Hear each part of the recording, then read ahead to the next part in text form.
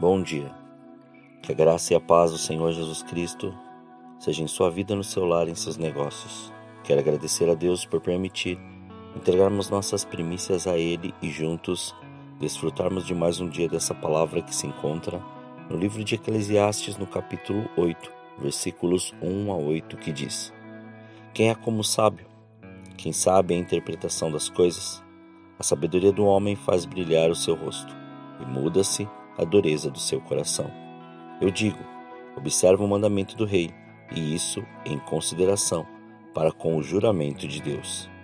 Não te apresses a sair da presença dele, nem persistas em alguma coisa má, pois ele faz tudo o que quer.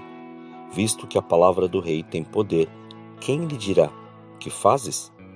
Quem guardar o mandamento não experimentará nenhum mal, e o coração do sábio discernirá o tempo e o modo.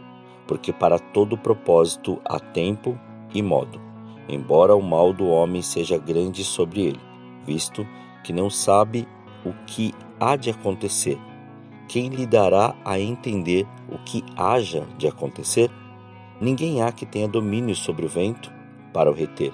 Assim também, ninguém tem poder sobre o dia da sua morte. Como não há altas em época de guerra, tampouco a impiedade libertará os que a praticam. Ao meditar sobre esses versículos, o Senhor me levou à seguinte pergunta: estamos esperando o amanhã para fazer algo? Qual a certeza que sempre haverá um amanhã?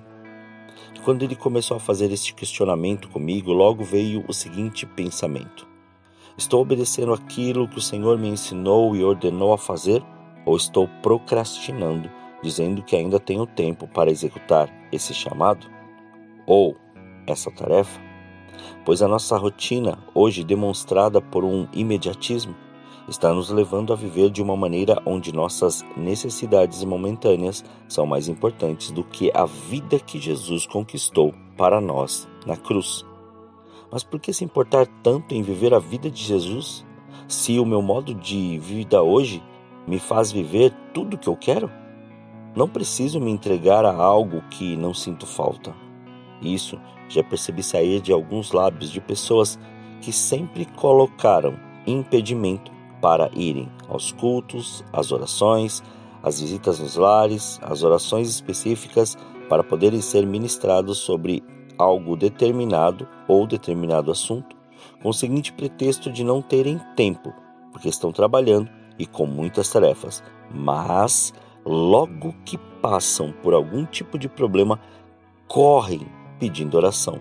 Isso não é verdade, pois somente estão trocando um relacionamento com o Senhor para satisfazerem suas vontades, pois não querem uma vida com Deus, querem uma vida que satisfaça suas necessidades básicas.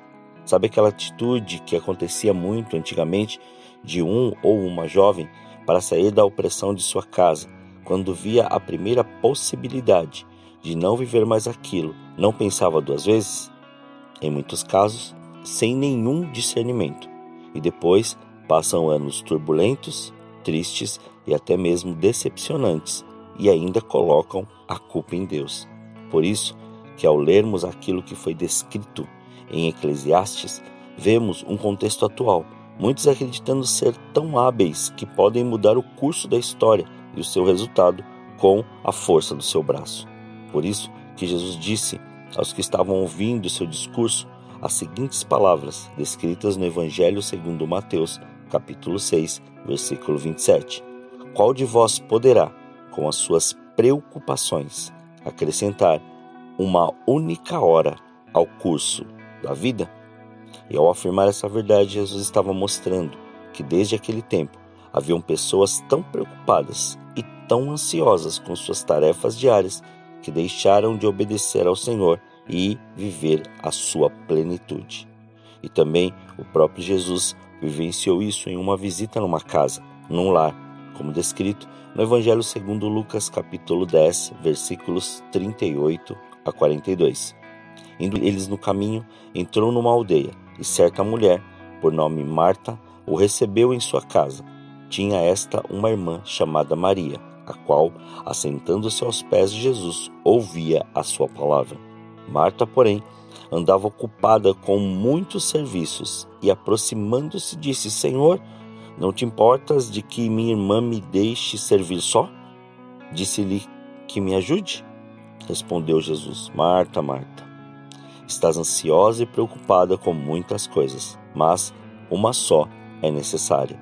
Maria escolheu a boa parte, a qual não lhe será tirada. Como disse anteriormente, algo tão real nos dias de hoje.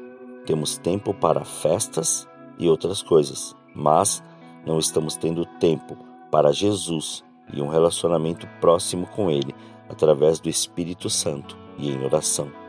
Os dias estão sendo cansativos e exaustivos, e o Senhor conhece o nosso coração. Não é isso que sai da boca? Isso são desculpas para deixar de viver os princípios e a palavra naquilo que foi chamado a fazer. Jesus está na casa, quer fazer habitação. Mesmo com Jesus na casa, não damos atenção às suas palavras, pois estamos tão intertidos com as nossas tarefas e as nossas prioridades que esquecemos de ouvir suas palavras e praticá-las. Pois é mais fácil resolver um problema momentâneo do que viver na sabedoria de resolver problemas sem a interferência da ocupação do nosso tempo. Pois em Jesus tudo fica mais fácil e nada pesa, e muito menos gera um jugo desnecessário. E quero concluir dizendo: assim como aquele que recebe a autorização de estar na presença do Rei para poder falar, conversar e ter este relacionamento, esta oportunidade, e é dito para não ter pressa, assim se faz necessário fazermos diante do Senhor.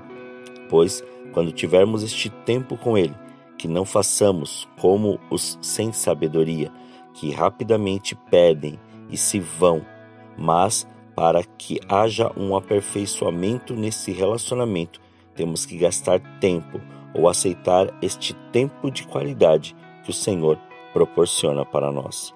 Faz quanto tempo que você não se desliga das coisas desta terra e até mesmo do celular para ter este tempo com o Senhor e ainda diz: não tenho tempo para orar e para meditar na palavra, estou tão atarefado? Será que isso é uma verdade ou simplesmente estamos inventando uma desculpa para não ter esse relacionamento com o Senhor?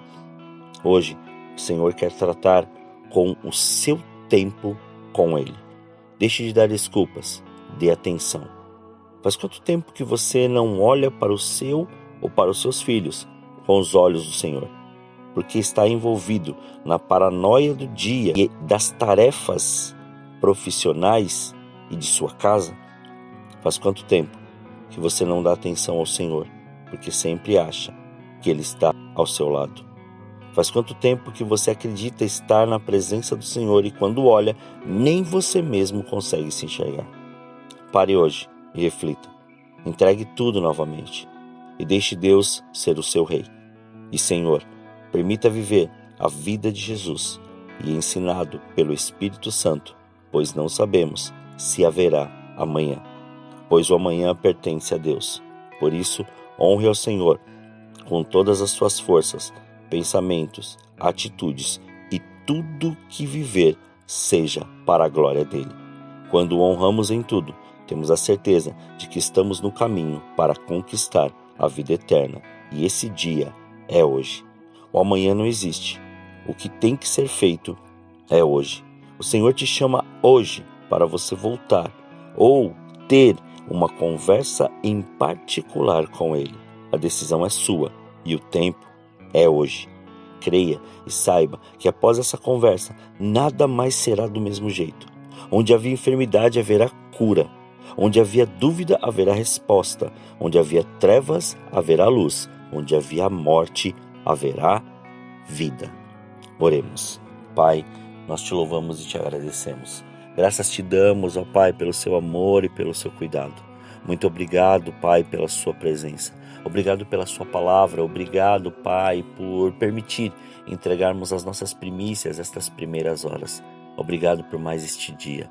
Obrigado, Pai, por nos dar este fôlego de vida e mostrar que o Senhor continua sendo o nosso Deus, continua sendo a nossa direção, continua sendo o nosso alvo, o nosso propósito. Que cada vez mais o Senhor nos ensine a sua palavra para poder continuar, Senhor, esta caminhada debaixo do seu querer e da sua presença. Ensina-nos, Pai, como nos comportar. Ensina-nos o que fazer. Ensina-nos como fazer, para que a sua glória seja revelada da maneira que o Senhor quer nos usar. Então, Senhor, usa-nos. Usa-nos na simplicidade do seu evangelho. Usa-nos no conhecimento que o Senhor nos deu. Usa-nos, Pai, no local ou no lugar aonde estivermos. Porque muitas vezes estamos em lugares aonde outras pessoas não podem estar, mas o Senhor nos colocou neste lugar. Então, usa-nos. Usa-nos, Pai, nas maiores tradições da onde vivemos ou da onde nós nascemos, para que a sua glória seja manifesta, porque não tem glória maior do que viver esta presença maravilhosa. Pai, somos gratos a Ti. Muito obrigado. Desde já, Senhor, que este relacionamento se aperfeiçoe dia após dia e todos os Teus filhos, ó Senhor, possam despertar ou acordar, Senhor, e a primeira coisa que eles vão fazer é poder Te agradecer, é poder se consagrar, é poder, Senhor, viver este período, este momento e viver tudo que o Senhor tem preparado na dimensão, na profundidade, na largura e no comprimento daquilo que o Senhor quer realizar. Muito obrigado, Pai, por esse dia. Graças Te damos, Senhor. Assim oramos, agradecidos a Ti, em nome de Jesus. Amém. Que você tenha um dia abençoado na presença do Senhor. E quem vos fala é o pastor Leandro Araújo, de São Paulo, capital. Deus te abençoe grandemente.